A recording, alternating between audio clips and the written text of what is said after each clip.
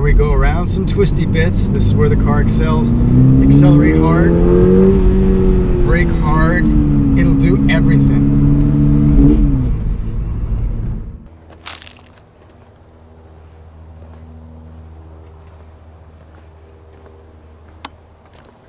Hi everybody, and welcome to Photomikes Garage.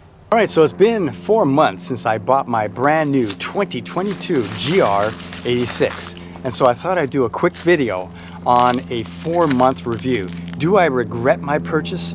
Do I still think that this is one of the most awesome cars in the world? Anyway, let's find out what I think. Okay, so I'm gonna go over a few things first. First is the exterior, the appearance of the car. Okay, so when I first saw this car, I thought it looked really good, but I wasn't sure if it looked better than the old first generation, which of course, full disclosure, I owned a 2013, which I bought brand new, Scion FRS in red. Made a lot of videos with that car. That was a great car. Recently sold it, and of course I've got this.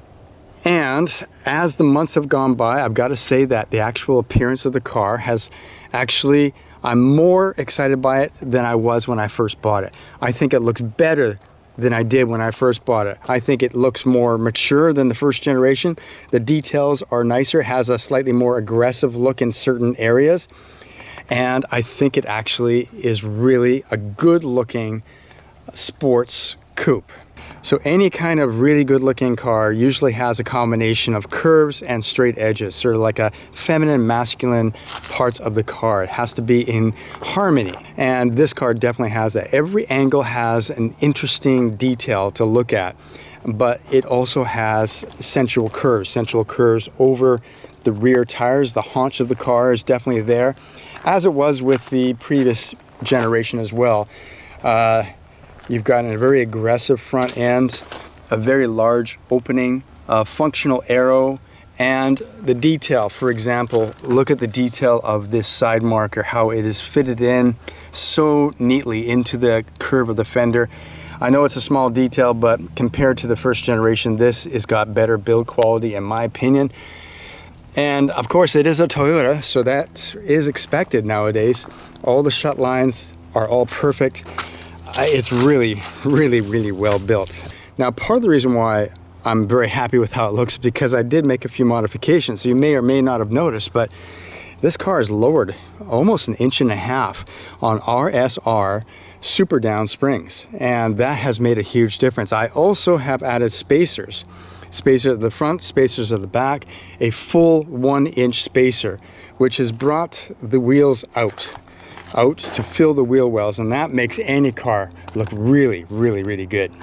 Now from this side, I don't know if you can see it because of course we have strong sunlight shadows here, but the front tire has camber. When you lower these cars, you get negative camber on both front and back. Now if you lower more than 1.5 inches, you're gonna have to maybe dial that back. It might be too much for a street driven car, but if you lower about 1 inch, a little more than 1 inch, you're okay. You've got negative camber that's going to help your handling and certainly helps the appearance of the car. Now you don't want too much negative camber.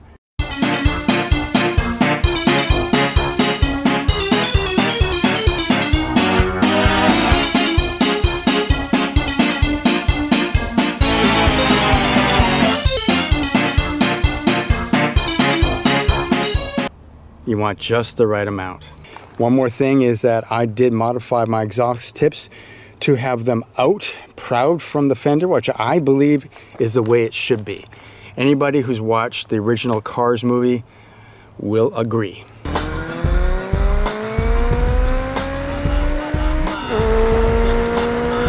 Now, of course, I do want to get a aftermarket exhaust because this exhaust is very quiet. Have a listen.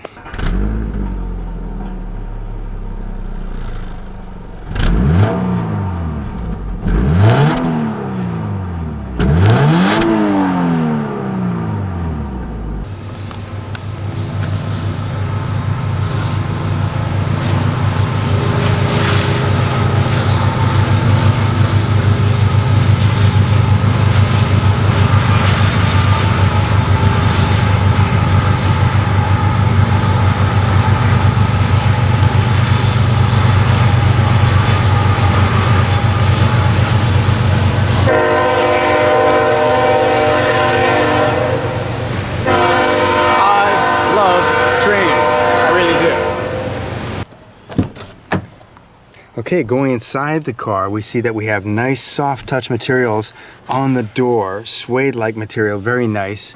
So definitely upgrade here. The seats are fantastic. They're similar to the original seats in Generation 1, but they are even better. And you've got a nice suede interior. They're more mature, no red flashes here, just a nice sort of grayish looking leather right here.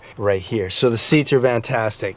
Sitting down into the fantastic seats, we have our steering wheel, thinner rim than the original Generation 1. Feels really good, a nice soft leather here. Then we come to the shifter, the next most important thing, falls readily to hand. The transmission shifts better than the first generation, so a clear advantage here. Then we've got a soft touch armrest for the first time in the car, which I have really appreciated. Okay, let's start her up.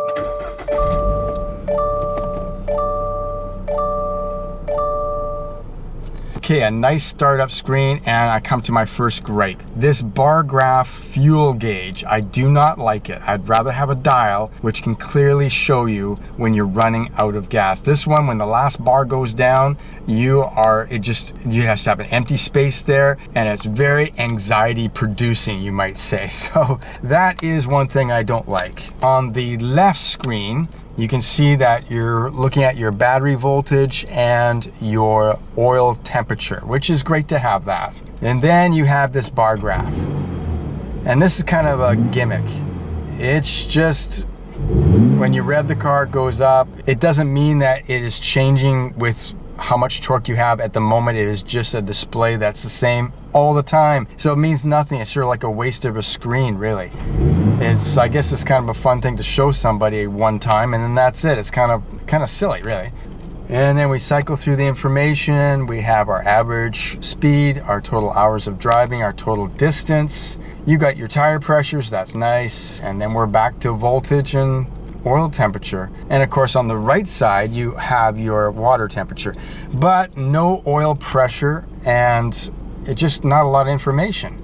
That Jeep out there, I get a lot more information out of that computer on that one, out of the dash on that one, than I do, and that's a 2014, than I do on this 22. Although it's a vast improvement over what was there before, it's still not what you would want. Then we come to the infotainment system, which is just not very good. It is a definite improvement over what there was, and of course I'm not very demanding when it comes to these type of things, so it doesn't really matter. But the quality of the graphics and everything else doesn't compare to my previous cars that I've had. So it's an improvement, but not that good, but adequate for me. The rest of the interior is nice, and the dash is a little bit weird with this kind of shelf-like type thing. I've gotten used to it. I don't know why they designed it that way, but it's interesting. But all the other surfaces are great. You've got suede up here. I like that. So yeah, just generally speaking, although it's not the highest level interior you could ever get, there's still hard plastics, but I like this pseudo suede. Okay, let's go for a ride, and I'll give you my driving impressions after 4 months of ownership of this GR86. All right, so what are my driving impressions of the GR86 after owning it for 4 months? I gotta say that I'm still thrilled every time I get in this car. It's very exciting. It hasn't worn off, and I don't think it will wear off at all. As soon as you go into the curves, as soon as you accelerate out of the curve, you feel good.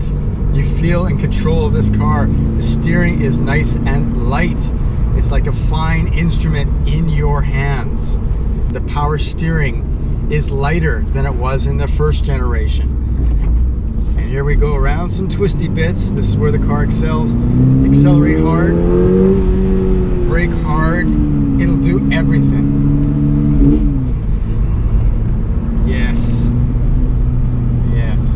Around the curves. This is where this car excels. Downshift is easy. The shifter works fine. And then accelerate out.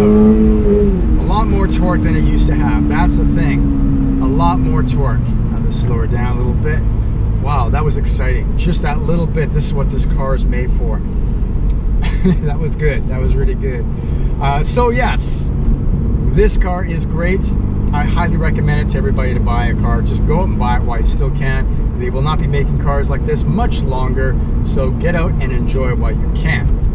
So do I regret my purchase of my 2022 GR Toyota 86? No, I do not, as you can probably tell.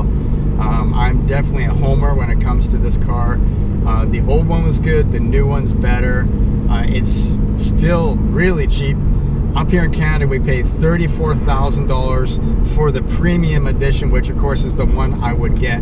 I also think I made the right choice. The wheels, the tires, everything is so much better with the premium edition for the Toyota that's definitely a way to go. So thanks for watching Photomikes Garage. I will see you next time.